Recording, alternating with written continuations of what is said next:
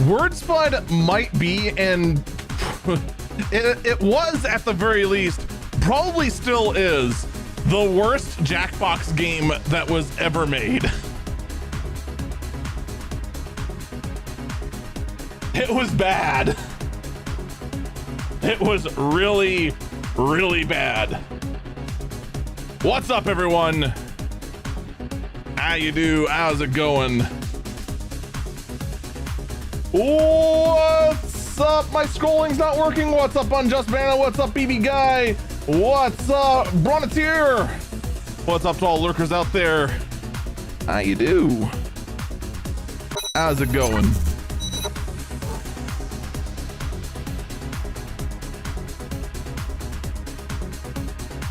What's up, Lich?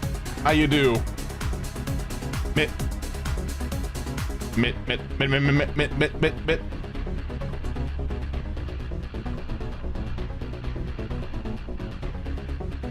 It's all Nest's fault.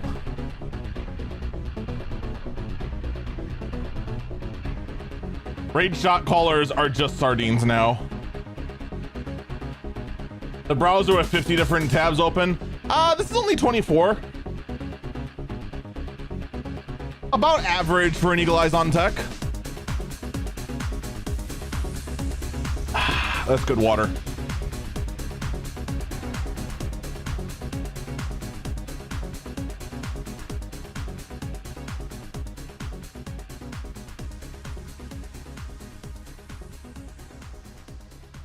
Couple of things I have to go and make sure are off, because I actually don't remember.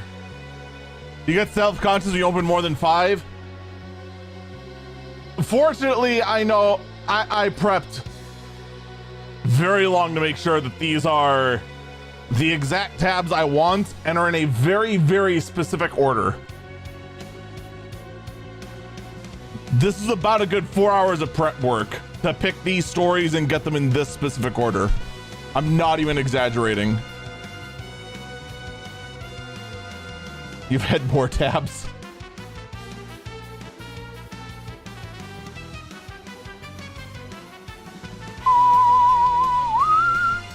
All right, that is off. We can enable this. We just have to pause it. This gets disabled and this gets disabled. All right.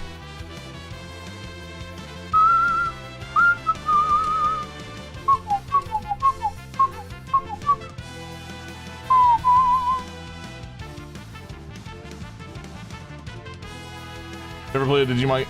About this one, honestly, I've heard a lot of good things about. Like, to my understanding, most Digimon games are kind of on the mid tier, but this last one was actually pretty good.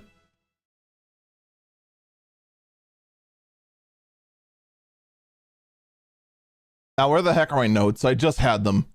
Here we are. All right, let's get this show on the road. 3, 2, 1. Coming up today on Eagle Eyes on Tech, the US and China has put a pause on the trade war. We'll get into the details what exactly that means. OpenAI is now going even more for profit than before. Amazon laid off a lot of people, and I do mean a lot. And to my surprise, Fujitsu is still supporting Blu-rays and laptops. All that and more coming up today on Eagle Eyes on Tech. 3, 2, 1.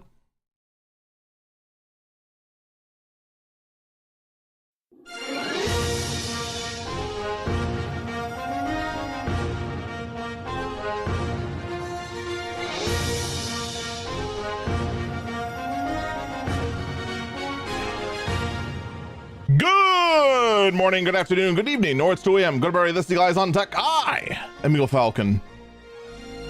We got quite a bit to talk about today. Quite a bit. Like, for starters, man, I gotta say, we'll get to it later on. But man, what the heck is going on at Amazon?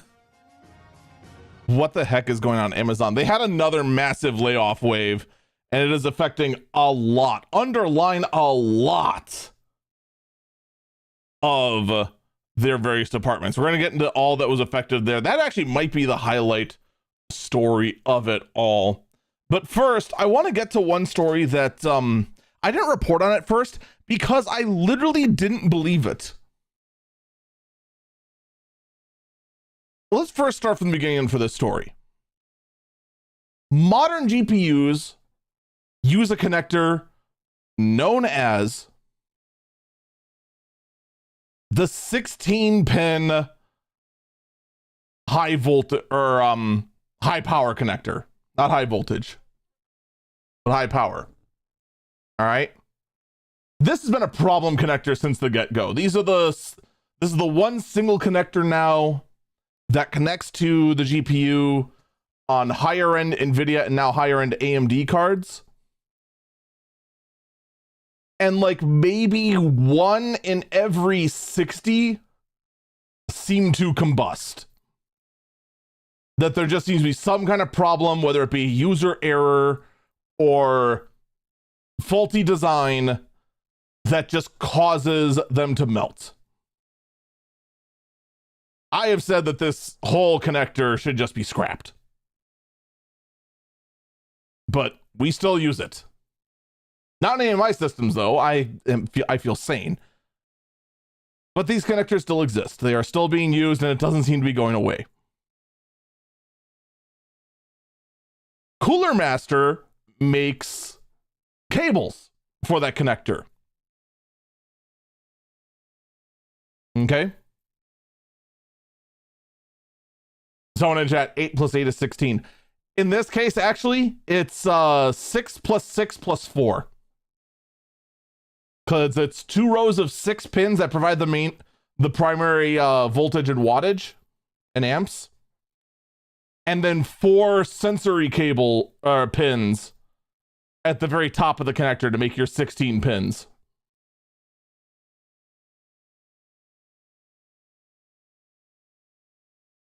But in any case, Cooler Master makes cable for these. Cooler Master believed that the easiest way to go ahead and make sure people are inserting them correctly is to put the cable at a 90-degree angle. So normally the connector just goes in straight in, and the wires just kind of bend to go into the power supply. And on paper, that's usually fine. Corsair or Cooler Master decided we're going to put it at a 90-degree angle. That way there's no tension on the port. Everything will be fine. Everything was not fine. And so Cooler Master in their tech support, when it turned out that this 90-degree connection was not fine, told customers to disassemble the housing for their up to 600 watt cable. I didn't report on it at first because I'm not gonna lie, I didn't believe it.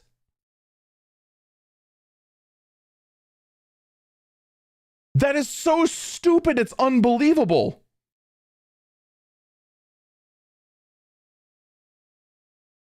Much to my surprise, it's real. Because Cooler Master had to come out and issue an official apology for telling users to pry apart their melting-prone 16-pin connectors to fix them.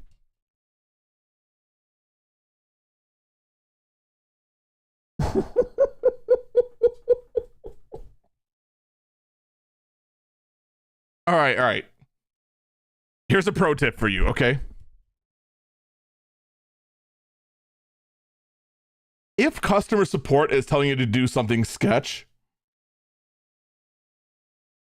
you're allowed to say, I don't feel comfortable doing that.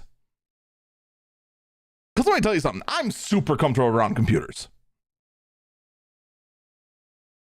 I have assembled, disassembled, reassembled laptops, tablets, whole desktops, workstations, servers, you name it. I've had my arms deep into it. The only exception to that rule is cell phones. Because very rarely is it ever worth me to go ahead and repair anything like this. Plus, I don't have tools small enough. But basically anything else I've repaired.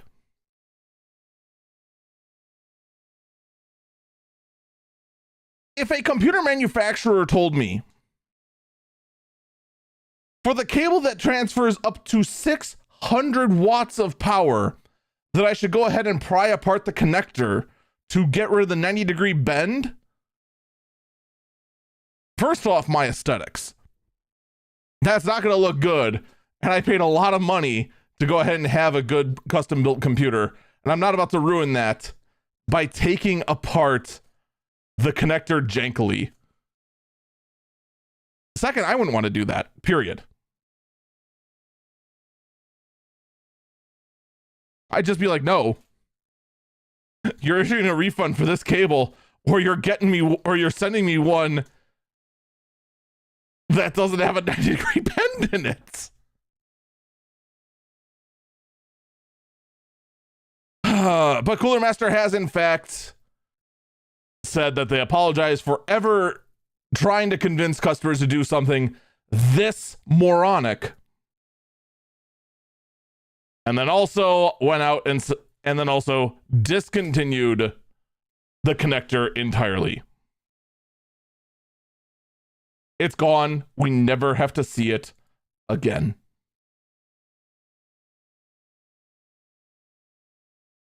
Good. I'd say all in all, win, win, win. By the by, this isn't really a big story, but I wanted to include it anyway, just to keep you guys aware. You know those viral, like, oh my god, there's a new hacking strategy out there for Discords. Oh my god, you avoid this one user. Oh my god. You know those sort of like clickbait sort of things that are usually either about trying to just spread fear or try to get one guy they really hate ostracized? This isn't that. This is actually a real concern. There is a new hijacking method going around right now for Discord accounts. This is using what's called Red Tiger. And what it is that it's an info stealer that collects Discord account data and payment information. The malware can also steal credentials stored in your browser, cryptocurrency wallet, and game accounts. However, I want to stress one very important thing. This tool requires you to download it. So, this should go without saying, but let's go ahead and say it again anyway. If someone on Discord is acting kind of weird, don't click any link they give you. If someone on Discord is telling you, hey, I went ahead and built a new game, can you go ahead and test it by downloading it here? Don't believe them.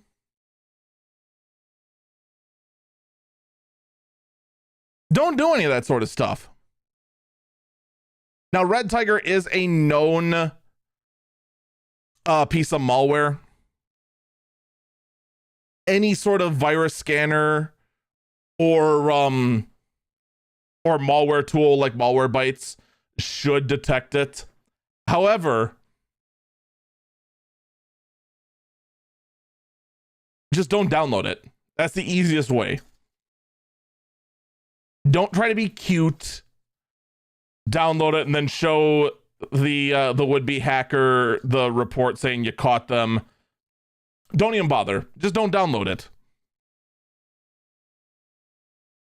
And then if it is just like a known account within a community that is sending out these DMs, let a moderator of that Discord know so they can go ahead and take action. Okay.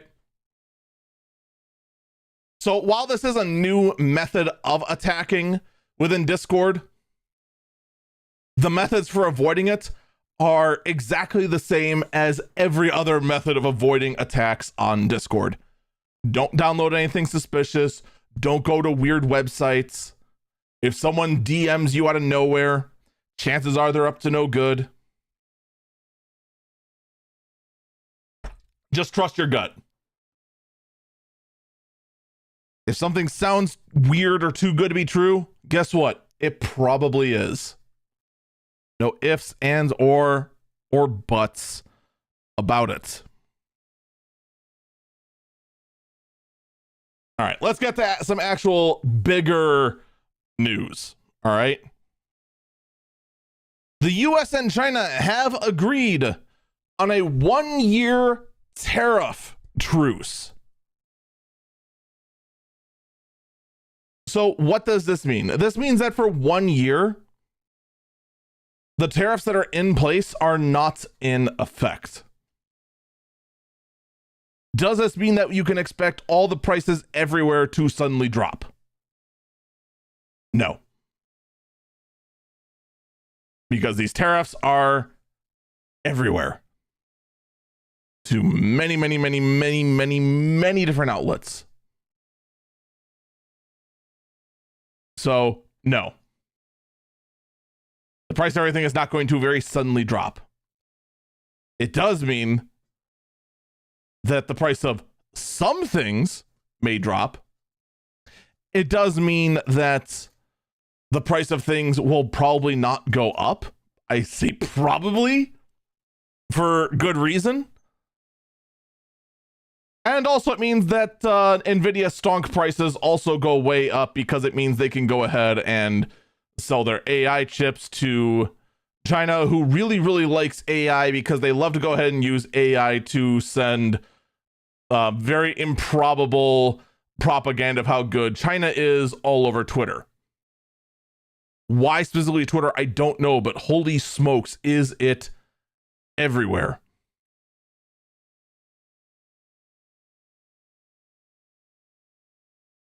I feel like it's obvious too. Like, I'm sorry, but people in China are not living the lap of luxury because they have a slime bed.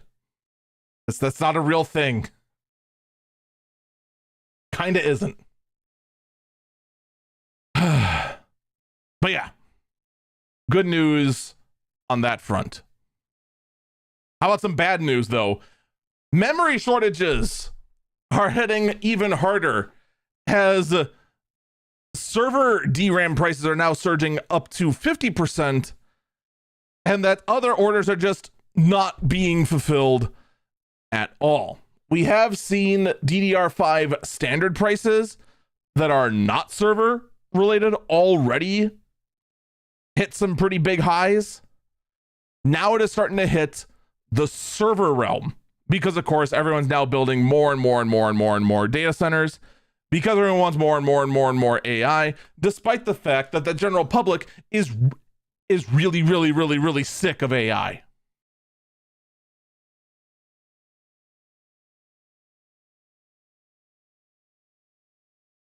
What do you think the percentage is of people who actually want to use AI? 3%? Maybe 2?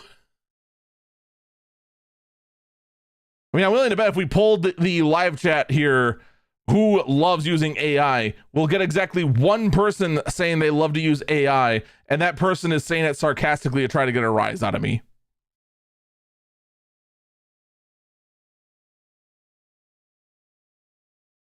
Someone in chat says they're waiting 3 weeks for a DIMM. Is it affecting consumers? Yes. It is affecting consumers as well. Probably a good chance that if I actually do get around to getting the parts for the gaming rig on the build, I'm probably gonna have to take 2 sticks out of the streaming rig and move them down into the gaming rig. Like, that's a distinct possibility. Whee! That'll be very unaesthetically pleasing at all.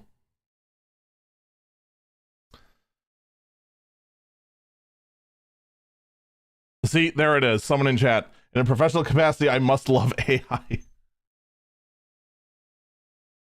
I'd be afraid of like most of these corporate buildings, of these corporate meetings.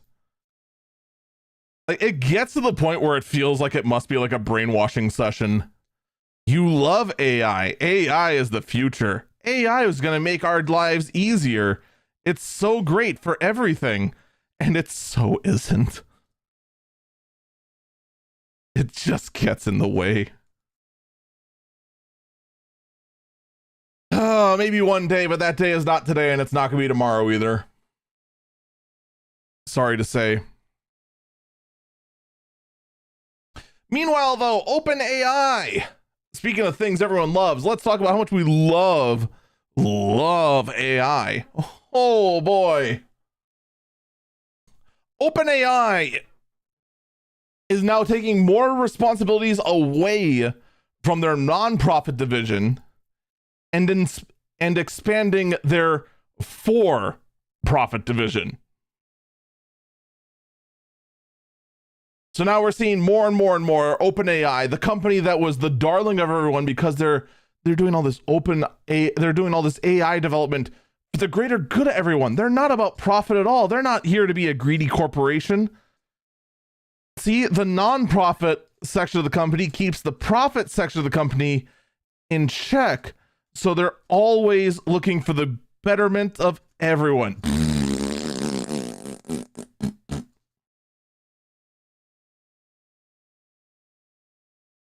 I don't believe anyone truly believed this from the beginning. I think those that did were naive. Because if you really were all about the benefit of everyone, that you really were all about not profit, but the advancement of humanity, you wouldn't have a for-profit wing. You'd be all non-profit and then make a massive amount of profit with your non-profit division, like every other non-profit. So yeah, OpenAI is going more mask off. Who here is surprised?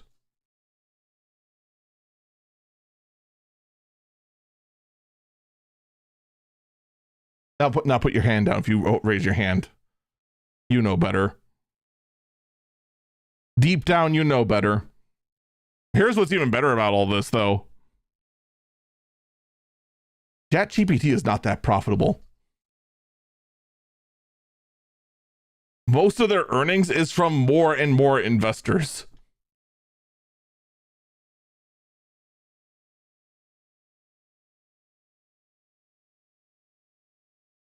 And at some point, I'm just going to tell you this right now, at some point,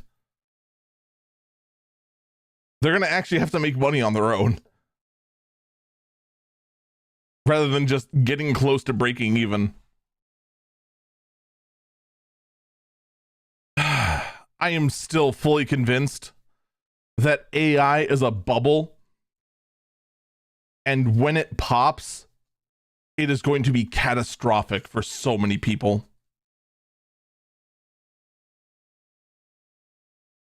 And holy smokes, is it turning out to be closer and closer to the truth.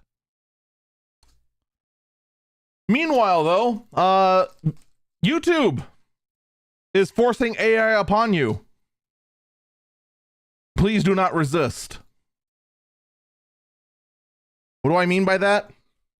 All videos on YouTube that are not in HD, meaning that they are sub 720p, are going to be going through an AI algorithm to have the entire thing upscaled to HD, both 720 and 1080, so that now all videos on YouTube will be 1080p. All thanks to the power of AI. Thank you, AI. Nobody asked for it. And I'm pretty sure, as some people said, the AIification will continue until morality improves. It's just not stopping. And I just want to know, but why? What if the video had charm at 360p or 480p or 480i?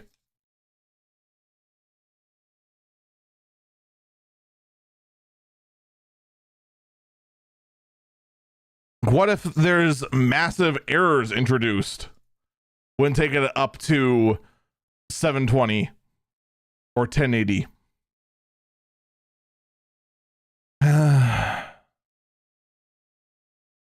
I guess we'll just wait and see. Not that it really matters, just because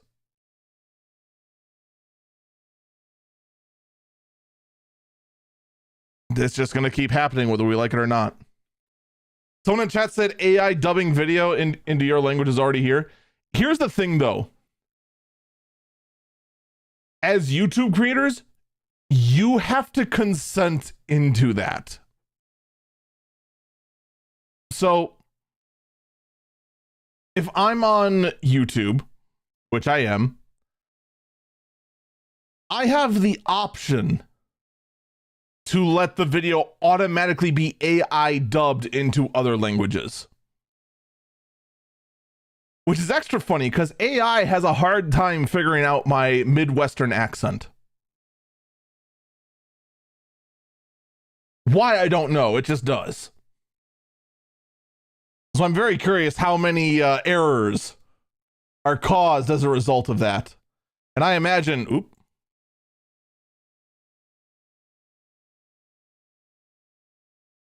I don't think that affected anything. I hope. DM. But in any case, you have to go ahead and opt into that. And I don't think it's available for live. Honestly, if they got the AI engine working fast enough that you can get in real time dubbing into your language on, say, this podcast, that'd be pretty cool. I just kind of doubt that it's going to work all that well. And then meanwhile, in more and more AI news, Australia is suing Microsoft over AI-linked subscription price hikes. Can I just say good? I actually have a work-related gripe with this, okay? So it's not just Microsoft doing this sort of thing. All right, let me first describe what's going on, all right? Microsoft, and many other companies for that fact, introduce AI-related features, okay? They introduce that into every level of the package, and as a result, they increase the price dramatically to cover the cost of the AI features. Okay? Now, in the case of Microsoft, it's only a 45% price hike. I say only because here's the fun one for you. For my business, we use QuickBooks. That's not really too much of a surprise. It's a small business and QuickBooks serves us very well. The subscription for QuickBooks was $80 a month. Okay? That includes all the maintenance. That includes basically almost I almost want to say 24/7 support, but it's not. It's like first and second shift support. Like we get support from 6 a.m. to like 10 p.m. or something like that. It's basically all the hours you'd ever want support with something like that. But they introduced a whole lot of AI upgrades. The price of my package, without my consent, increased by 300%. This went from an $80 subscription to a $255 subscription. for a bunch of features we don't use. We never agreed to anything. We weren't even informed of anything. This just simply was just dropped in our lap and said, we're just going to ding your card this now.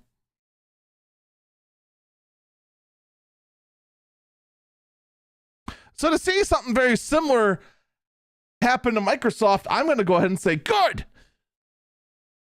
No sympathy. No sympathy at flippin' all. Because this practice, not a fan in the least. We're going to go ahead and take our first break here. When we come back, I have some stuff. I have some Elon news we actually need to talk about, including Elon's plans for an AI computer, Elon's plans for a Wikipedia clone, and an investigation involving Mad Max mode. Don't go anywhere. We will be back.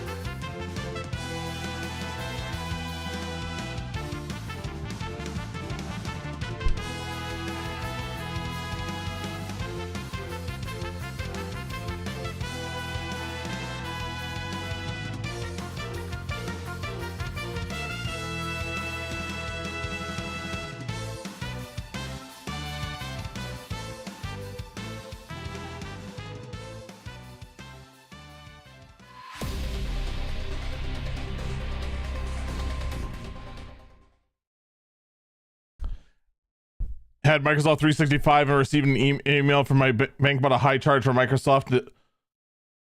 I set to warn you about anything above 100. Above 100, I opt out of the AI upgrade. Did they warn you that the upgrade was coming at all, or no?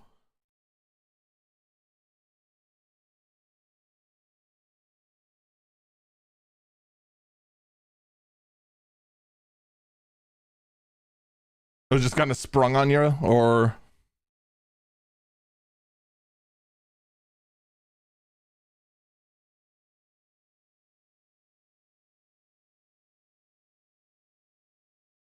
nothing. Classy. Super, super classy. 10 out of 10. Whew. That is unfortunate.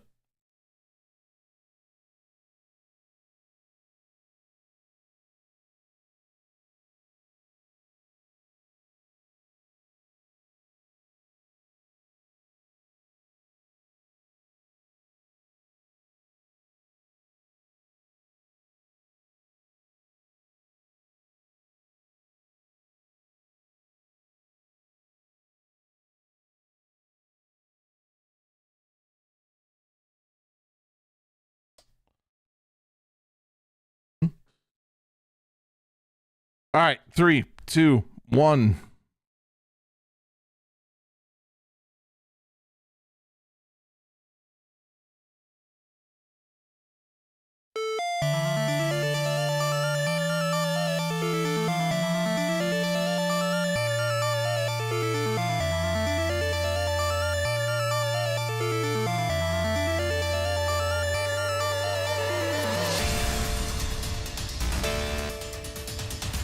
Welcome back, Eagle Eyes on Tech. I'm Eagle Falcon. All right, so let's talk about Elon Musk. Everyone's favorite topic. I'm lying, of course. A lot of people would rather I just move on, but we're gonna do it anyway because we have some crazy ideas.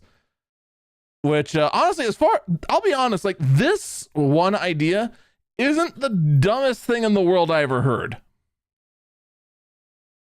Elon Musk unveils plan to turn Tesla fleet into a global AI supercomputer.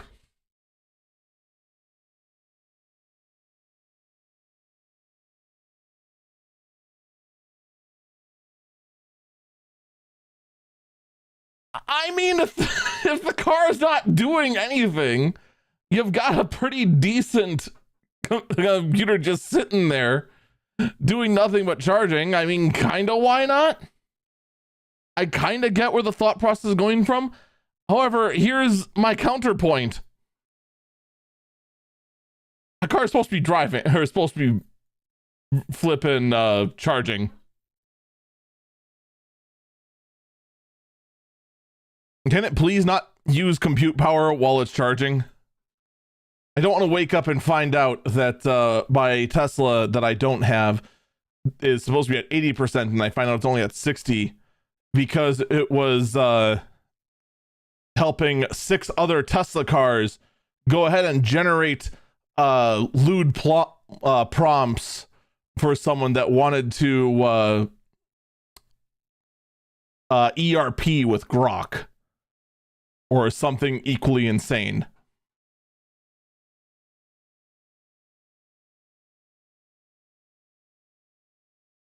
Like, on paper, I get where this is coming from. I really do.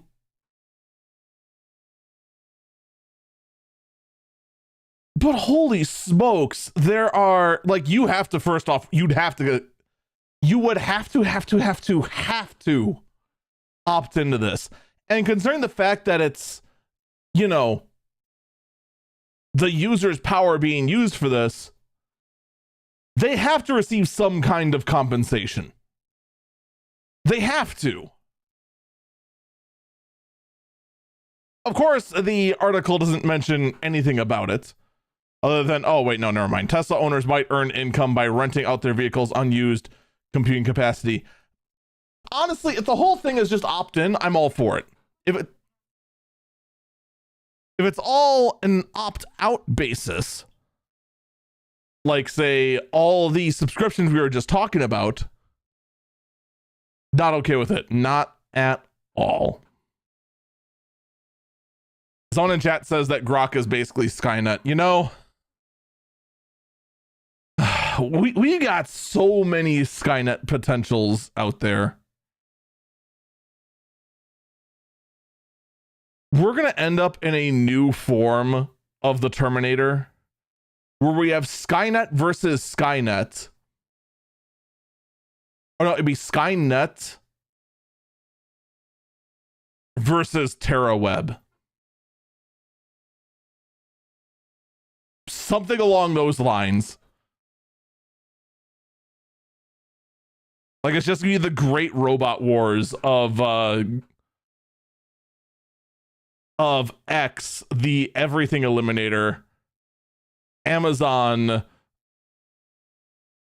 which has no slogan, Google, who doesn't know what the heck they're doing, Apple, which will have the sleekest killbots that ever existed, and I don't know, Walmart, I guess. And Nvidia is still just like the top dog, being like an arms dealer for all the killbots, because what else would Nvidia do? They'll be on in a Terminator type of scenario. Nvidia would totally be the arms dealer supplying both sides, 100%. And by both sides, I mean every side, because this theoretically has like 8 sides to it.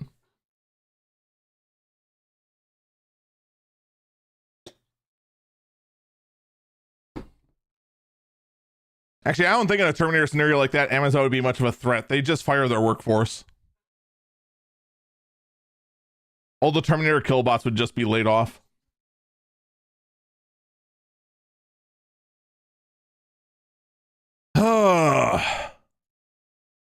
What sort of dystopian nonsense is this? Federal investigators are looking into Tesla's Mad Max mode, which apparently defies speed limits. What? All right, so what is going on here? Well, apparently Tesla's full self-driving mode has a mode in it called Mad Max mode, which you can't make this up.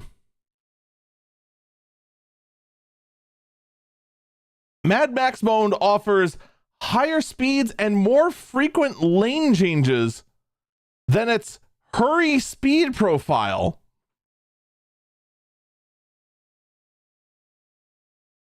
Let me get this straight, Tesla. You made a self-driving profile that intentionally has the vehicle, which, by the way, you have the most dense vehicles in the market. And I don't mean that in a way that your drivers are the most boneheaded people out there, which they kind of are.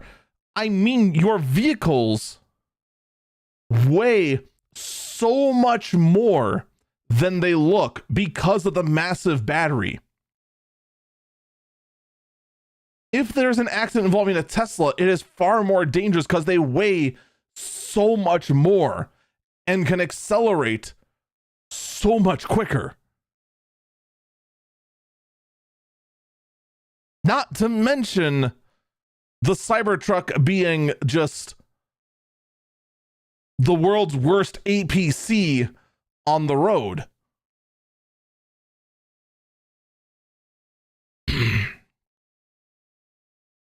And you enabled a mode that makes the vehicle drive as though it was being driven by a lunatic?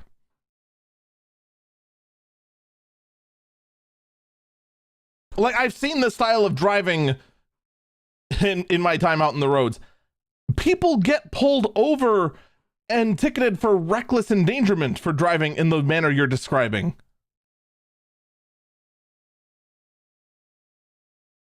Here's what I'll mostly say for this, all right? I mean, good on the federal investigators for looking into Tesla to say, hey, you can't go ahead and enable a mode that recklessly endangers the public. That's insane. Personally, I'm just more surprised to see that the federal investigators actually have a job currently because the government is allegedly closed. Pretty sure it's still closed, right? Real talk though. Not only can I not wait for the government shutdown nonsense to be over with, not only because I actually know people who basically are de facto unemployed right now because of it, and they want to go ahead and be able to, pay their bills. I want it all taken care of for those people, of course. But I also so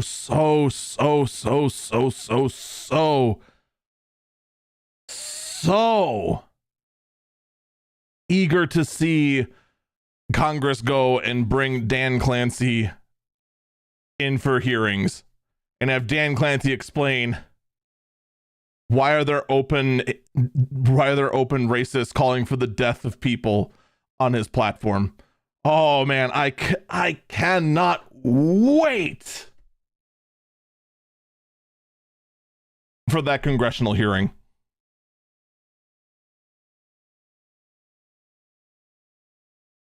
It needs to happen.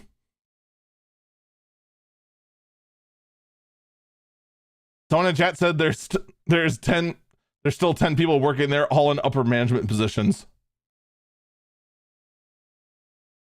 I'm sure they're joking, but if that actually is true, I am stunned that someone in upper management went and did anything other than play desk putt-putt.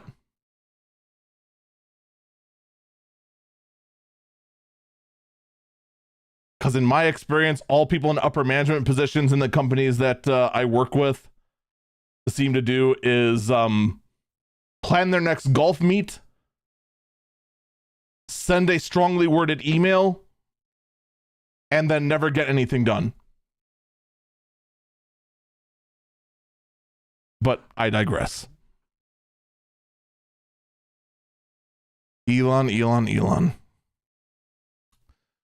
Good luck with that investigation. Meanwhile, though, Elon has in fact launched Grokpedia.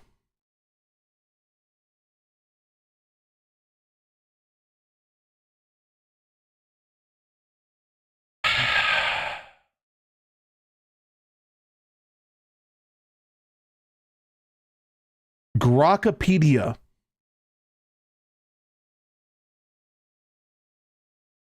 Someone in chat says there are people working unpaid open to get back pay when the government reopens.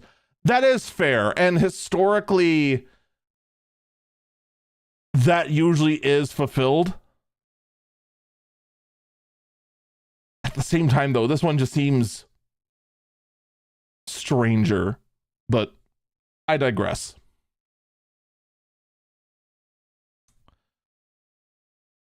So Elon has gone ahead, launched a Wikipedia clone, and all it is, and this is my personal favorite,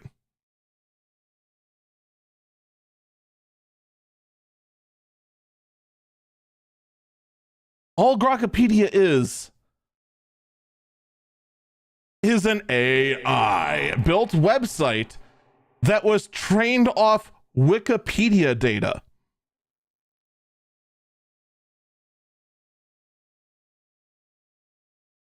That's what we're reduced to, huh? We're reduced to plagiarizing Wikipedia.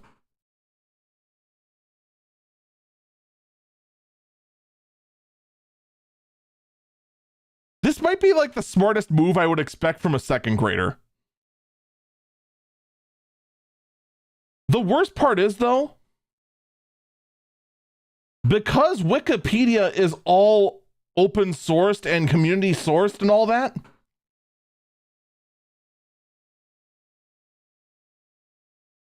it's not like, unlike a lot of other AI cases, that there's a copyright issue here. There just isn't. It's all just public. In the end, though, it does just feel... What's the right word? It feels dirty. if that makes sense.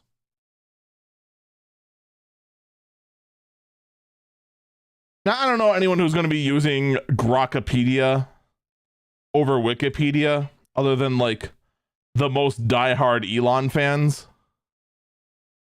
Which, I mean,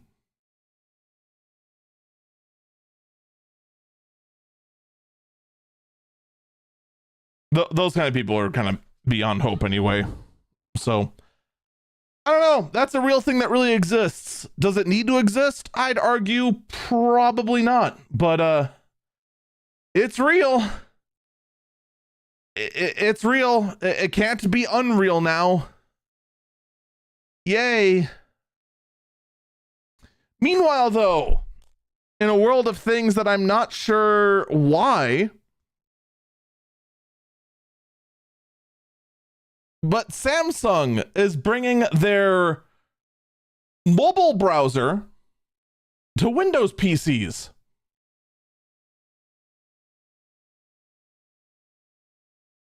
So, I'm not gonna lie, I didn't know that Samsung had a mobile browser. Nor did I know that people liked it. In fact, I'm going through my Samsung page right here. There's no browser there. I have AR Zone, unless that's it for some reason, calculator, wearable, the gaming hub, my files, health, smart things, smart switch, and wallet. That's it. Oh, never mind. Never mind. I found it. It's just called Internet. It's called Samsung Internet.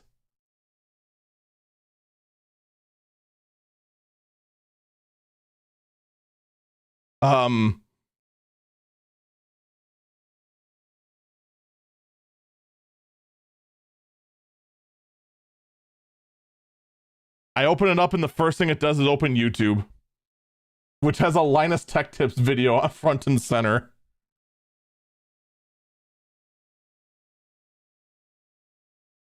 From 3 years ago. I don't know what to make of this.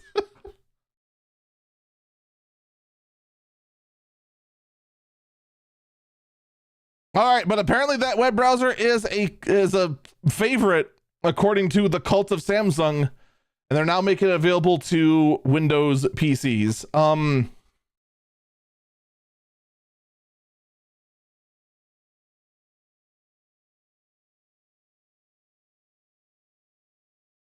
I'm sure there's a reason for this. I'm sure there's a user base for this. I don't know who it's for, because as far as I'm aware, all their other devices also use Chrome. Like, Chrome was installed by default on every Samsung device I've ever had. So it's not like, oh yeah, everyone uses this on the Samsung phones. It's to sync your bookmarks and et cetera, et cetera, et cetera. Like, I'd understand it then, but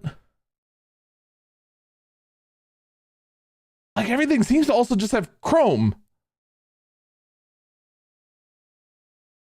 My best guess is that in other geographical markets, Samsung doesn't install Chrome, and everyone just has the Samsung browser by default, and they're just like, oh, this is nice,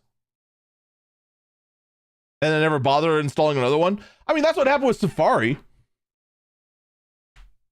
Nobody actually likes Safari.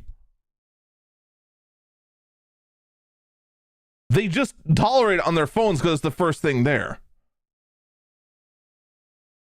Zona in chat says Samsung phones have a dock accessory for mobile desktops. Yeah, the DeX feature. The thing is that the DeX feature just uses the phone as a computer. So your entire desktop environment, the keyboard, the mouse, and your giant screen are just using your phone as the computer. What this is bringing the browser that would be on the phone onto your desktop computer. So it's taking the DeX out of the equation. So this has nothing to do with the DEX accessory or the DEX protocol or anything of that nature. It has nothing to do with that at all.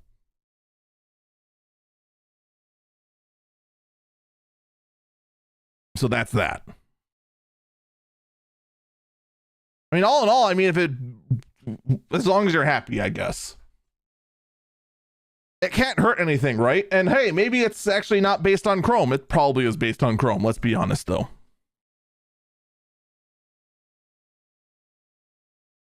All right, let's get to the thing I didn't think I was going to get to. It was going to end up being something after a break, but it's not going to.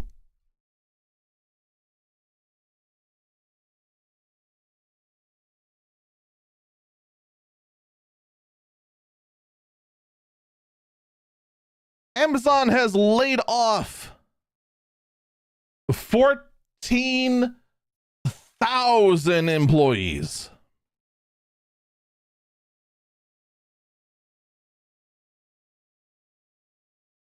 And this was spread across many, many different departments across Amazon. Now, where the cuts were made, it kind of varies, all right? And the reason for it all rather varies. For the most part, many of these were all because they are shifting more towards using AI, which, let's be honest, you kind of expected.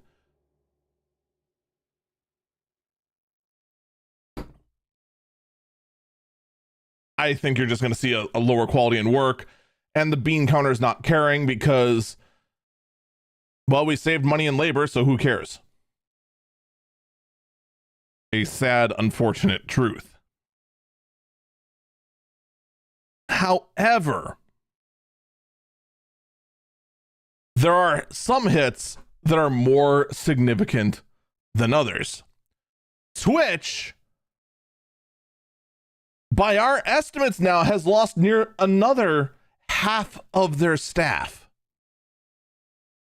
including one guy who came out publicly as the guy who built, quote, the entire fraud system and never got recognized.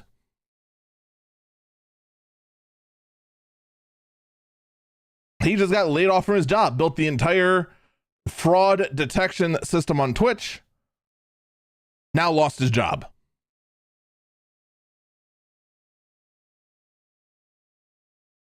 This is going to sound terrible.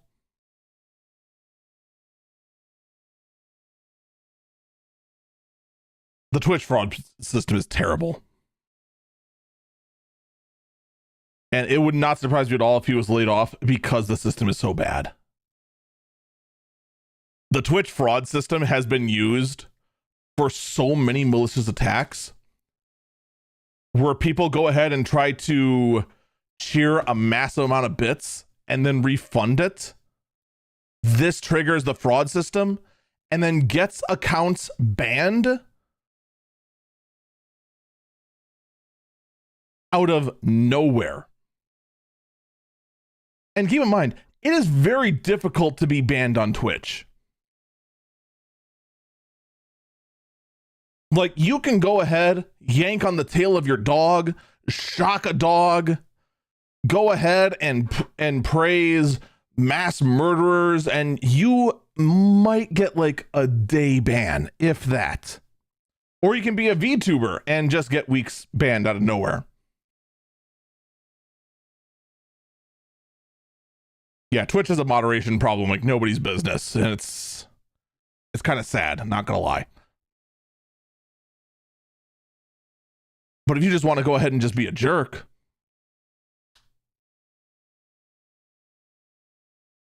all you do is just do a few small little things, get an account flagged for suspected activity, and then bam. All your little burner accounts got banned. But more importantly, you took down your target's livelihood. All thanks to this fraud program.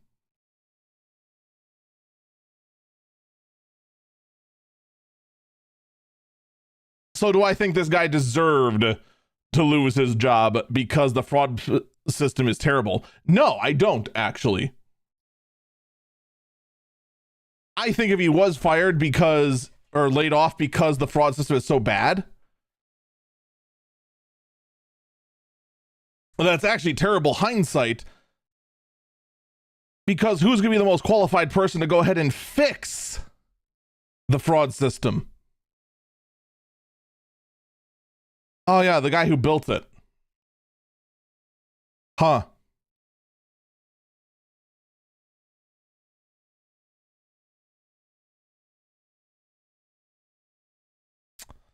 Well, now he's not there. Now you have a problem. Typical.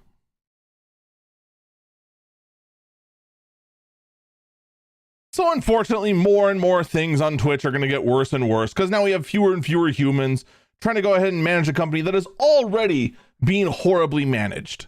And I don't want to sound full gloomer or doomer or whatever.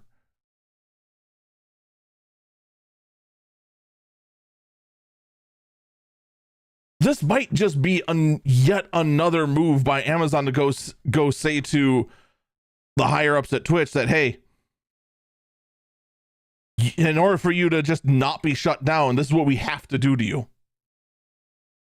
You have to run with less people because you're burning too much money.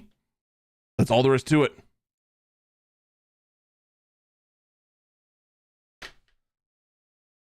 After all, something far more devastating happened to, say, an Amazon game.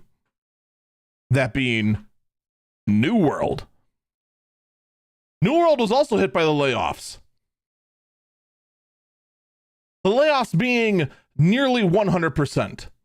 Development for New World is officially ending. You can no longer buy the game on Steam.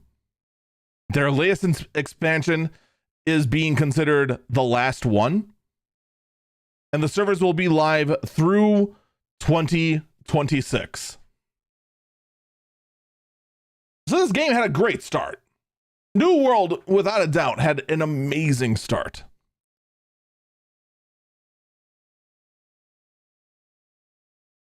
Had servers were completely capped out. People were waiting in line for way too long. Capacity was their biggest problem. For sure.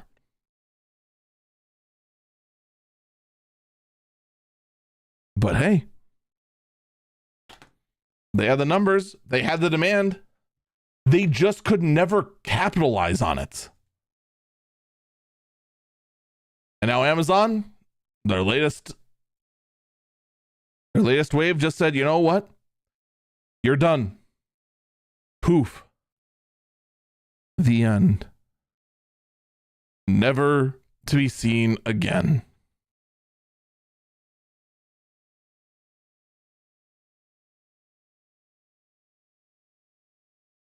And then just also show that, hey, we have this right here. New World Eternum is officially the last major patch for New World. And it's not just New World that's been hit too. There was a Lord of the Rings MMO in development by Amazon Game Studios. That also will never see the light of day. That entire staff laid off. RIP.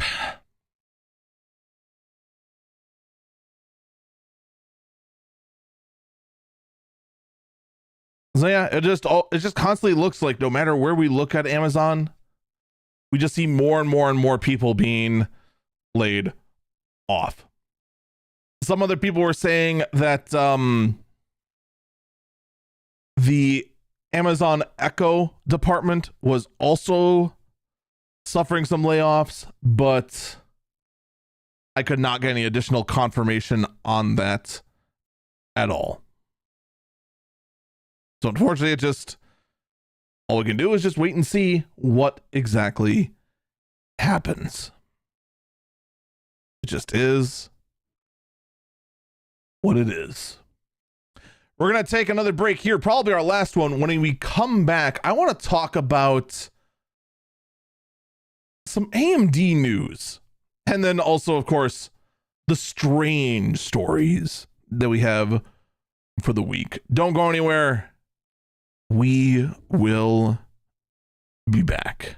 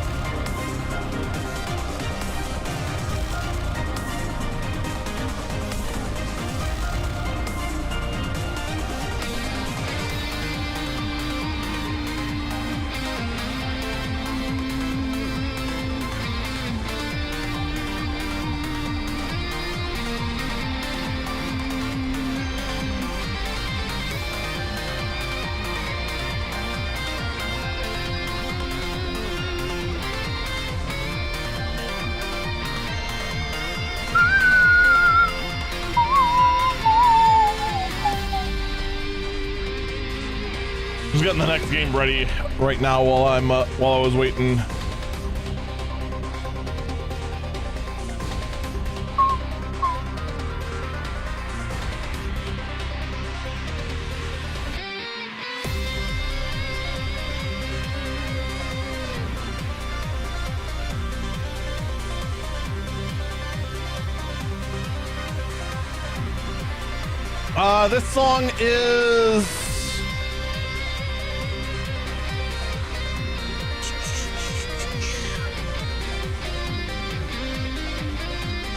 This song is by USB Cuber, not Switch Over.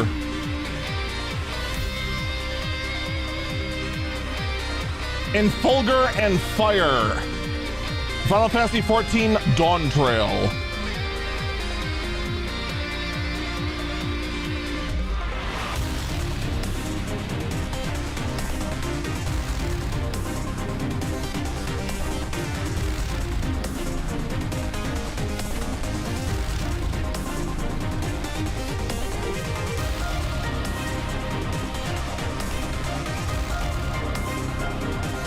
Playing RuneScape, blocking things with a stick. Just make sure the pointy end of the stick is away from you. It's not fun when it's pointed at you.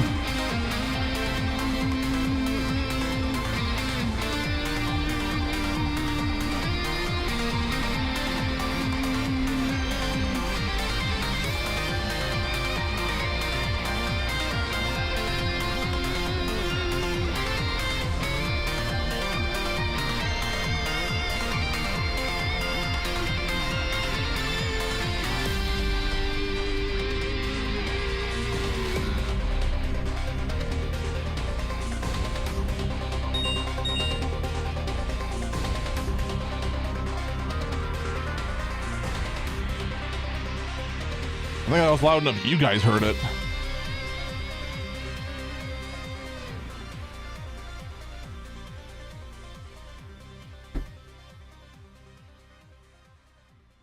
I don't know what the alert was for, though.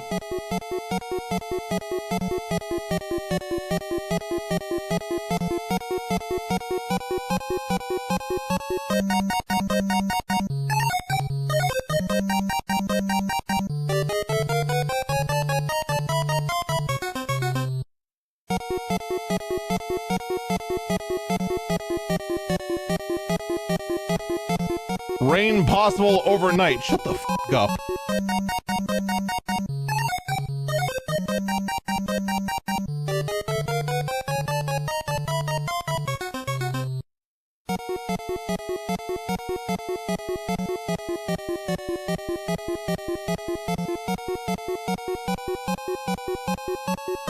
Things that should not did in fact just pop and crack.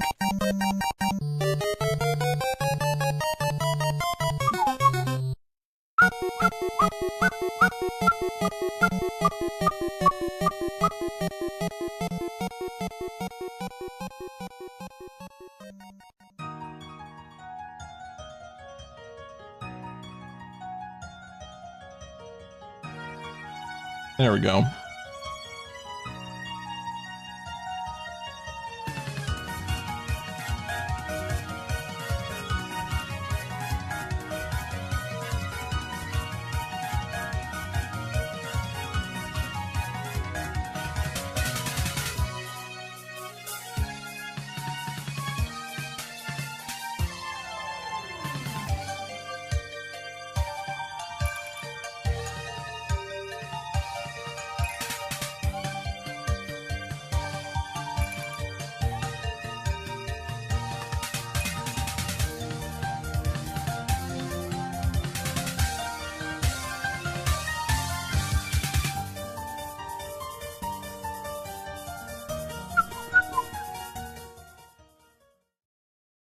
All right, let's finish off the podcast, shall we? I also feel like we're cruising through this podcast faster than normal, which I'm okay with. It's all because we're not talking about frickin' Chromebooks, because Chromebooks are obsolete and are dead to the world. We don't get distracted with that anymore. And nobody is talking about how headphone jacks are necessary because they're waiting for the Fujitsu story to feel validated. Do I want to talk about them? Yeah, they're dead. Topic over. I win. It's so easy to talk about Chromebooks anymore. Nobody can defend them because they're f***ing dead. Macs are good to complain about too. Yeah, well, Macs are too expensive and pointless. They just work. Except when they don't. Which is a lot of the time because your software is incompatible. And then they made it even less compatible by switching their own silicon and then having a terrible translation layer for x86 Windows-based applications and killed emulation.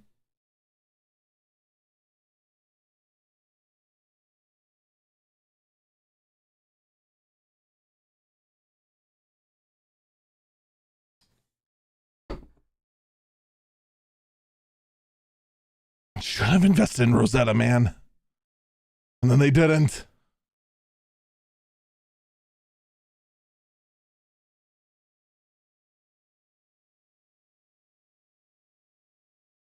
Three, two, one.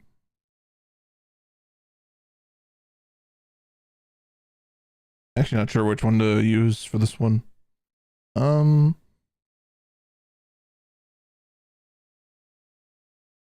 Look at this one. 3, 2, 1.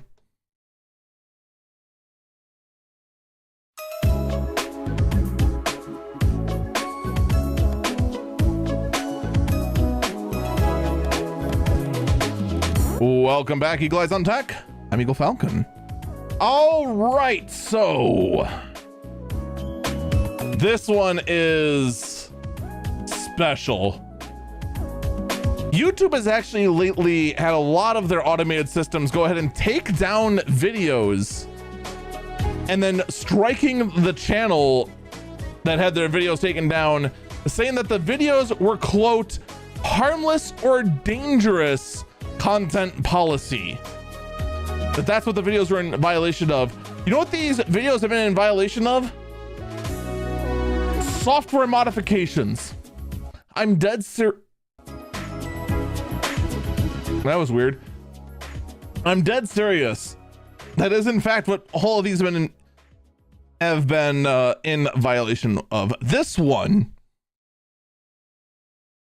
Not the most innocent example of this, but also definitely not dangerous or harmful. There's a YouTube video that its sole purpose is to install Windows 11 on a computer that does not fully meet the hardware restrictions. Now, this I especially feel for, all right?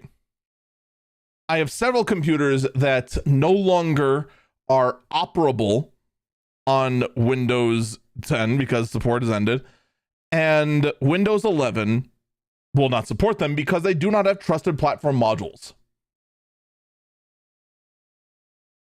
Or specifically, they don't have trusted platform module 2.0. They have trusted platform module 1.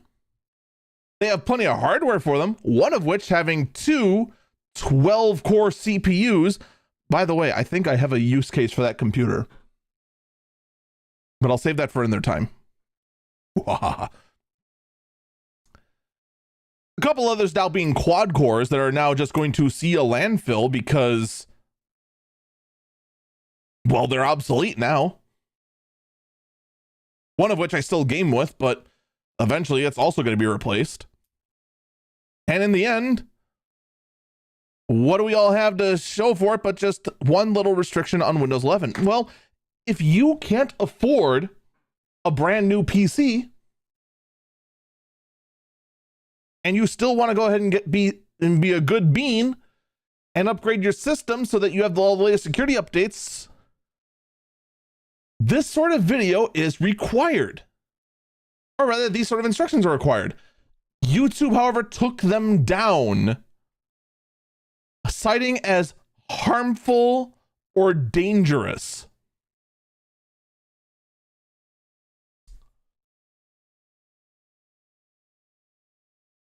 YouTube, who does this harm?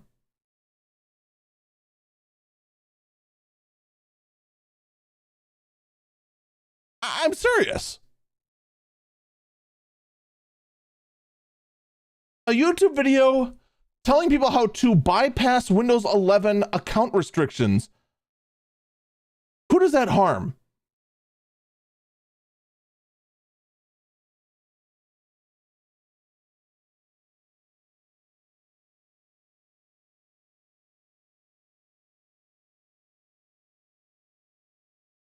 I'm sure some of you are probably thinking of some good examples, right? Oh, it harms Microsoft. Well, no, Microsoft is still getting their money for their upgrade.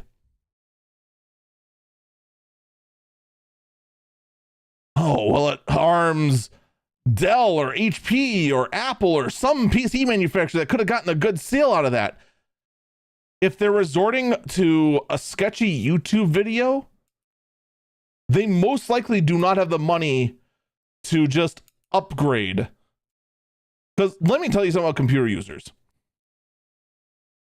You give them an excuse to upgrade and get into something shiny and new, they'll take it. I guarantee it.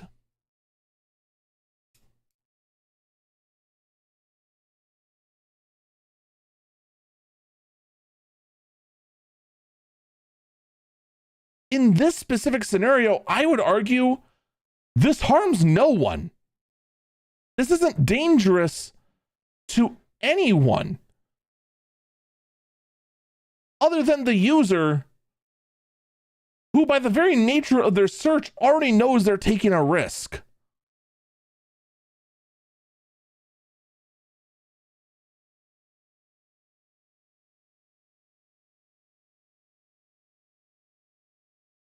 So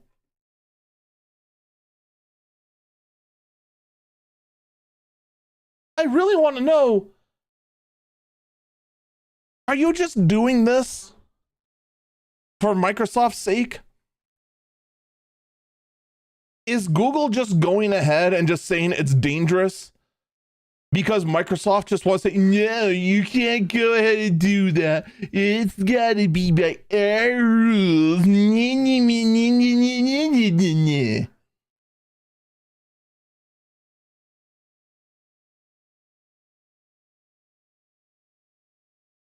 And this isn't the first time we have seen this either. We've seen YouTube go ahead and take down videos trying to show people how to get around all kinds of what seem like Google necessities to your daily lives.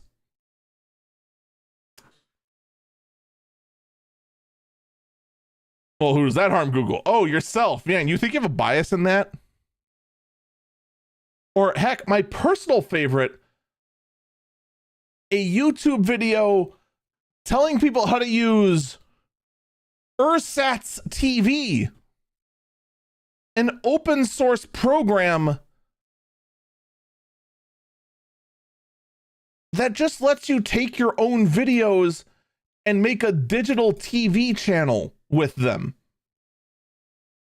Just a fun little program for some quirky stuff using media you already own. That was taken off YouTube.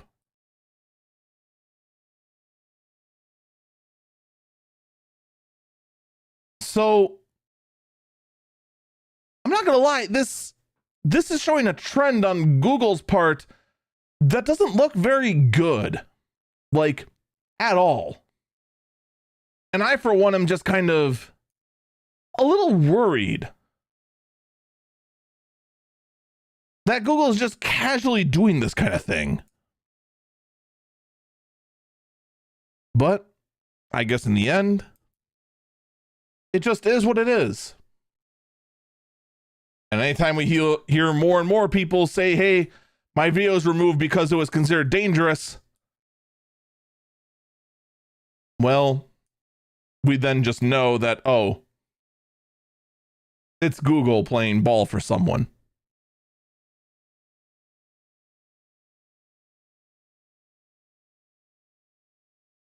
More and more programs, by the way, like Ersatz, I think are going to be, or Owncast, be another one, I think are going to start being more and more necessary as companies like Google that are just like, oh, don't worry, we're for the people. We never go ahead and abuse our power. Well, here's them abusing their power right here.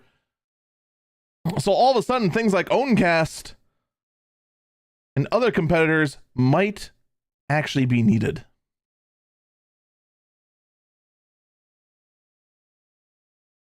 Not a fun conversation you want to go ahead and have. AMD wants you to be confused.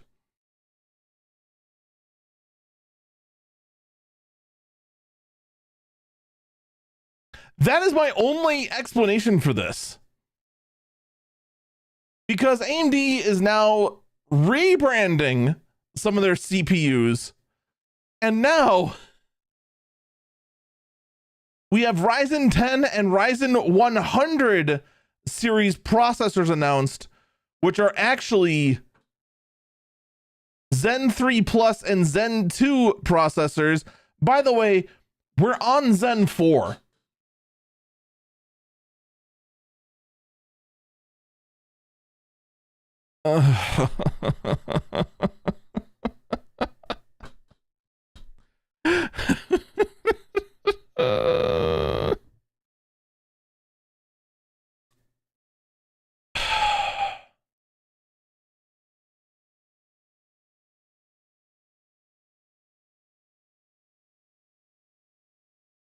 I give up.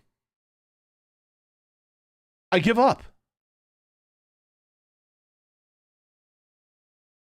I used to be able to go ahead and just be able to tell at a glance, based on the model name, roughly how good the CPU or GPU was and how old is it. Now we got the Ryzen 100 series that you'd assume is now a reset after you hit 9,000. It's not. It's actually a rebrand of the 5,000, actually the 6,000 series. And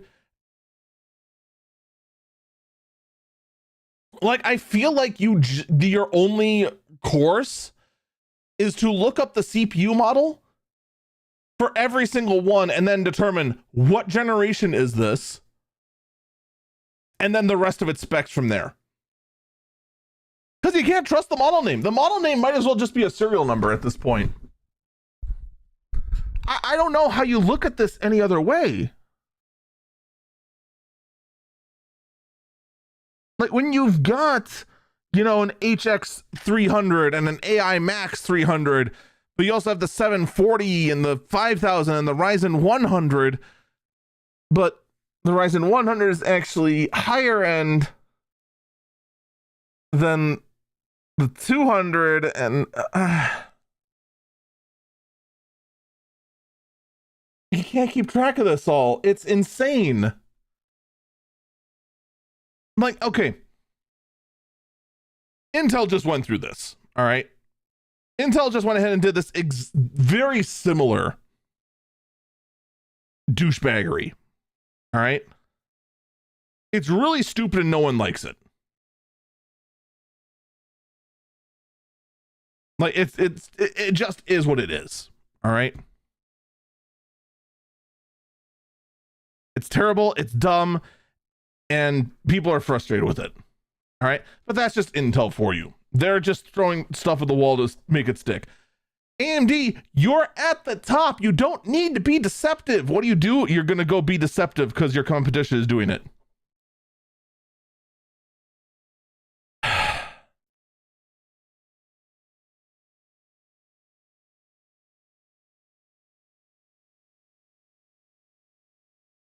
I know in this episode we're talking about how Amazon, these just let people work and give people a chance, and that firing isn't the answer. But man, if there's a few things I want done, I need Dan Clancy fired from Twitch, and I need the entire AMD marketing team fired. Because this cannot continue. This is insane. This is confusing. Like, it's one thing for the average consumer to look at this and just go, man, I don't know what's going to happen. I don't know what any of this means. Is it good? Is it bad? I don't know. I'm going to go call up my friend who knows computers. You know what I'm going to do? I'm going to have to pick up the phone.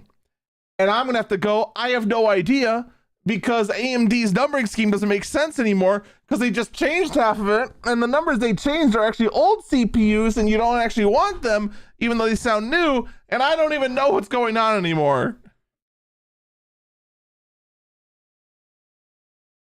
But you know what? At least though, at least in the AMD world,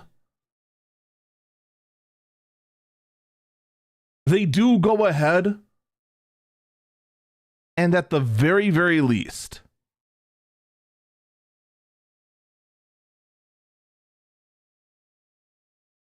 they support their old tech for a very long time. Like, you can get in to a 7000 series CPU and know that it's going to have support for a long time. Their GPUs, on the other hand, unfortunately, not the case at freaking all. The Radeon 6000 series GPUs, the last gen GPUs, are no longer receiving driver updates.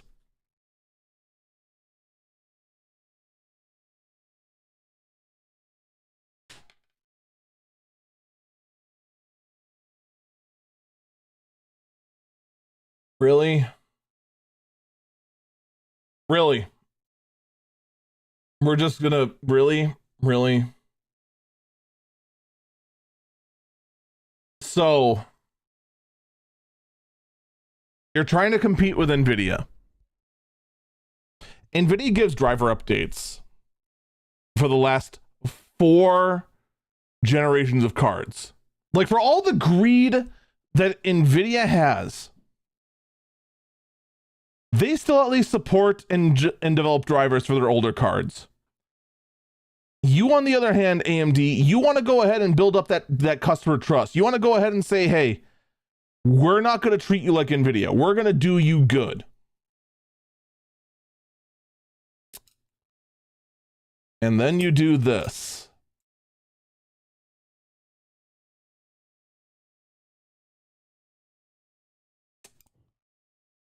Oh boy. Okay.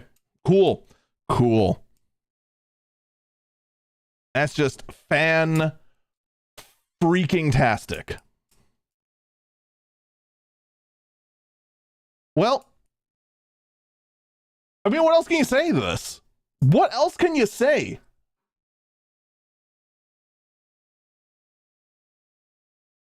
So AMD only supports their current 7000 series GPUs. If you go ahead and you buy a 6000 series GPU off eBay, no, you're buying a GPU that's already obsolete and will basically, it's just not going to play newer games. Like at all. It's just a default over to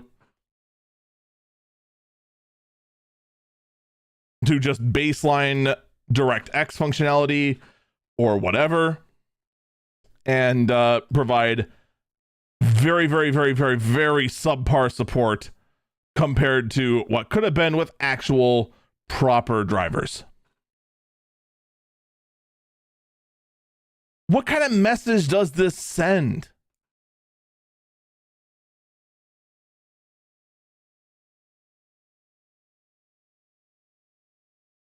Like, this is just beyond disappointing.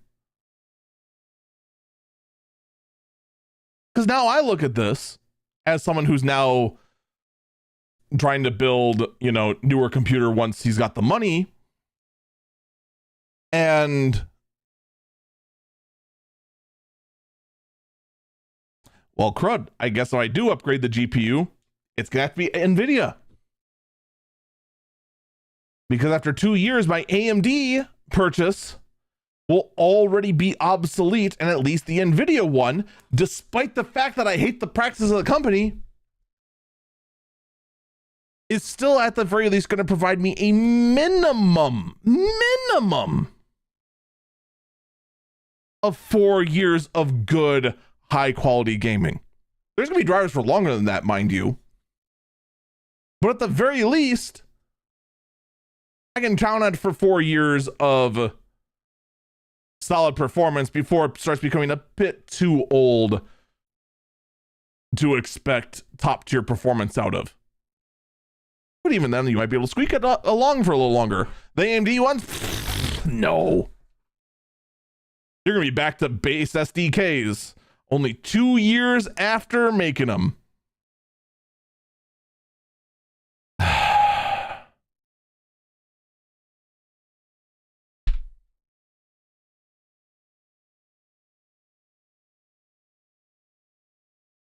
Meanwhile, you have Fujitsu, a Japanese laptop maker that decides to support the most ancient of tech. Did you know that Fujitsu actually makes laptops with disk drives in them? Yeah, they're still putting Blu-ray drives in their laptops.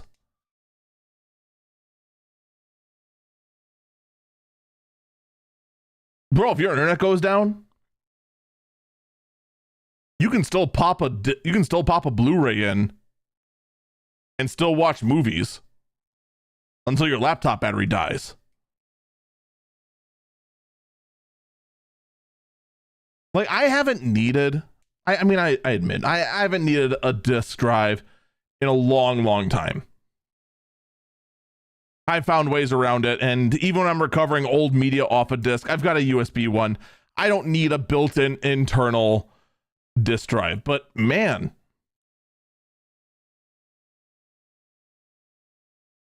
all the people out there that say, oh my God, I still want a headphone jack. Oh my God, I still want a headphone jack on my phone. Why is there no headphone jack on my phone? Oh, and I keep going, you lost. The war's over. We lost. There's no headphone jacks on phones now. Deal with it. I thought the same thing about the disk drive. I didn't realize Fujitsu out there is still keeping it alive.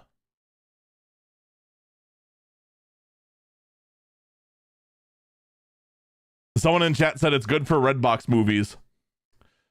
Ooh. Ooh. Who wants to tell him?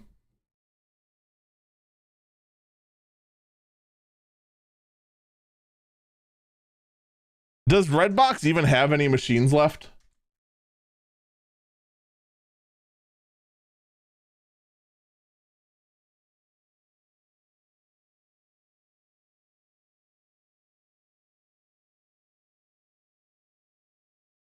Like, I'm not even kidding. I think the only place I have seen DVDs or Blu-rays available, besides going to a specialized store,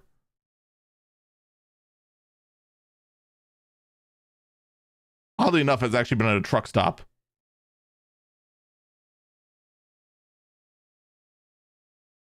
And that's because obviously the truckers just going to the mountains. That's it. You got nothing. You got to go ahead and do something while you're out there. Like, there, I get it. I'm just stunned that of all places, Japan still has optical media inside their laptops.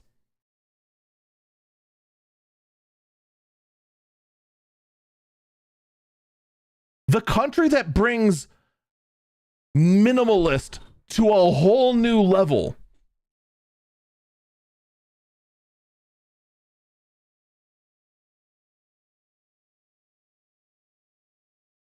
Where everything must be dual purposed, everything must be ultra compact, ultra tight, ultra dense.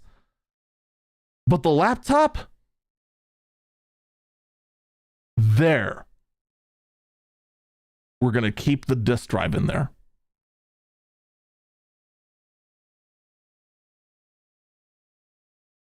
I'm not even mad. I'm impressed.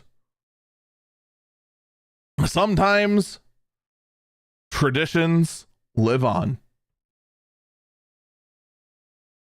Speaking of which, I can't remember the last time I've actually seen a Fujitsu laptop show up at the off leasing site where I used to get computers. What do they actually have right now for laptops? A bunch of Lenovo's. Okay, well, that's not helpful.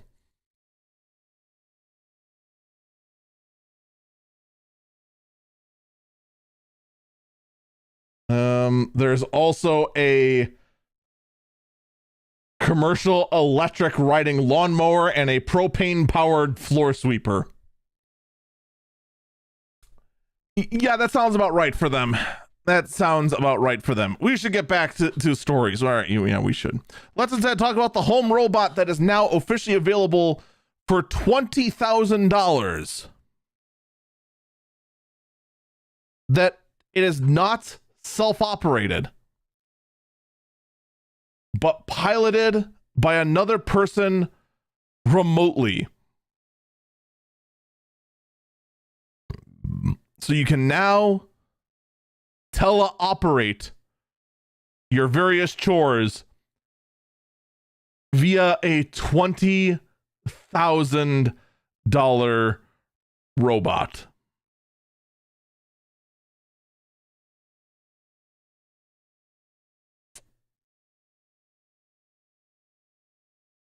Uh-huh. Okay, that is a choice, let me tell you. Just remember, when that robot goes rogue, it isn't the robot's doing. It actually is the person operating it. Meanwhile, though, I gotta ask you, do you miss the good old days? Do you miss a simpler time?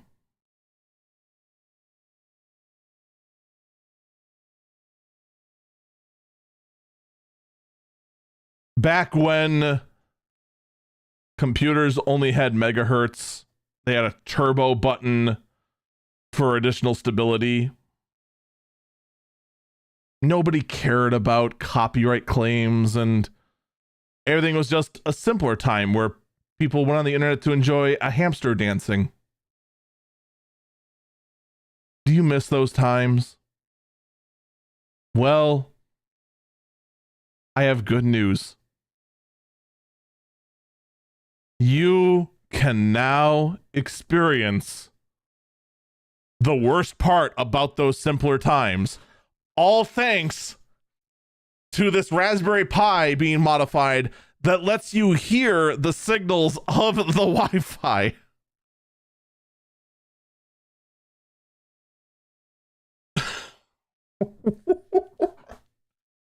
Yes, it basically sounds like a faster version of the dial-up sounds, just without the phone dialing.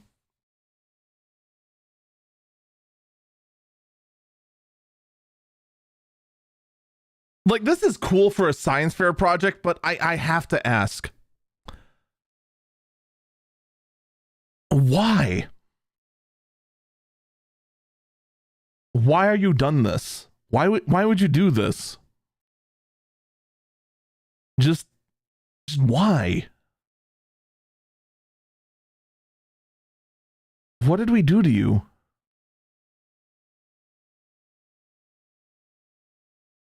Do you just dislike people? Someone in the chat responds with why not? No, why is definitely much more valid. Why not? What benefit would you get from hearing freaking Wi-Fi? Do you really want to go ahead and fire up a Raspberry Pi in here?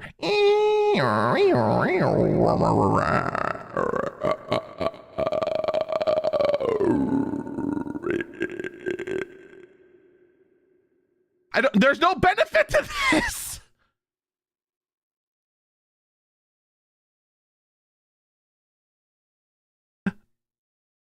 There's you're not going to find an intruder on your network this way. I'll just tell you this right now. And keep in mind, you have to multiply that sound by the number of people using the Wi-Fi, because you're picking it all up. Someone in chat said bold forward thinkers say yes. Those thinkers are not thinking correctly.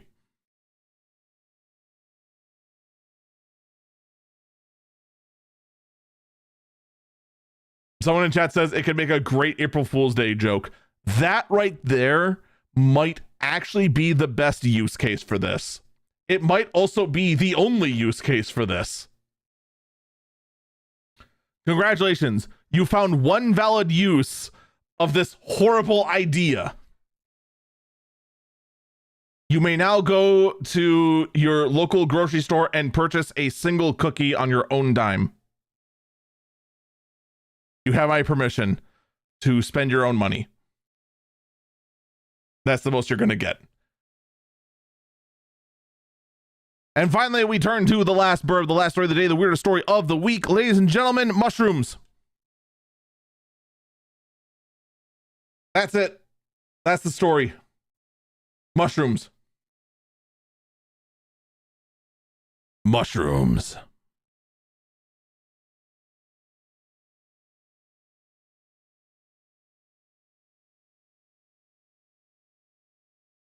I feel like no other context is needed, but I'm going to give it to you anyway. Researchers have turned mushrooms into living memory chips, all in for the sole purpose for sustainable computing.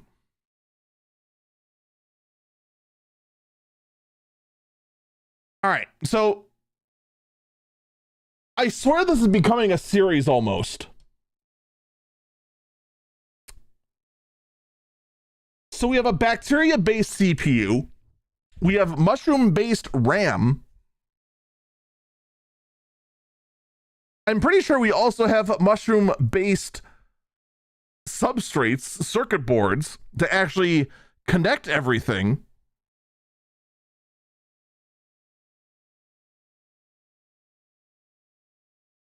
I just... This is just where we are now.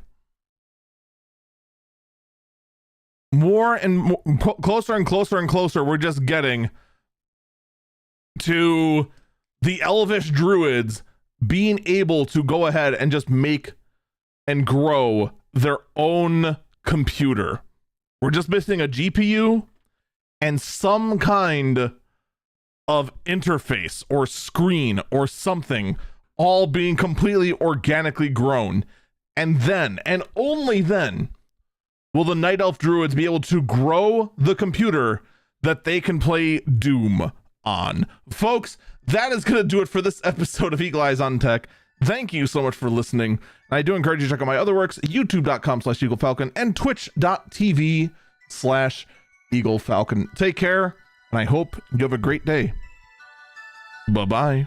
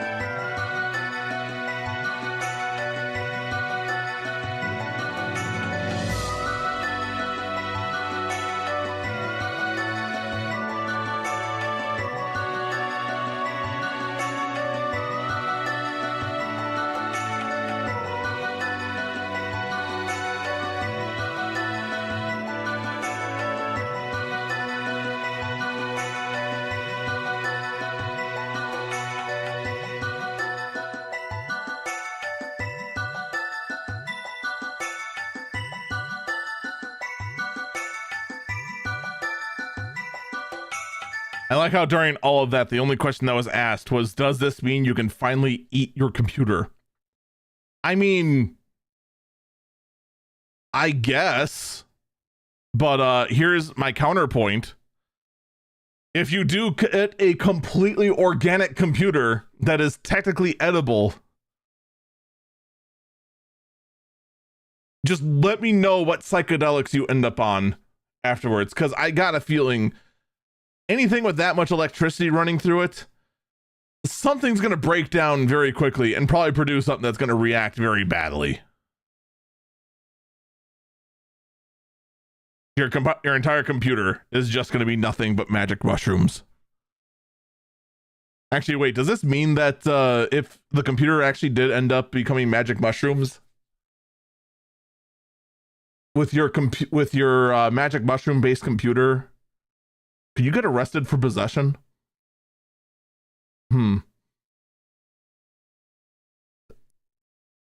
This entire thing's a little stupid. That's it. Podcast is in the books. We're going to go ahead and take our extended break here. When we come back, we're going to be shifting gears over to Final Fantasy XIV, where we're going to be focused pretty much all day today on PvP, because we got a lot to do. Don't go anywhere. We will be back. Those of you on YouTube, this stream is going to end. The Final Fantasy XIV stream is going to begin. You know the drill by now, I would hope.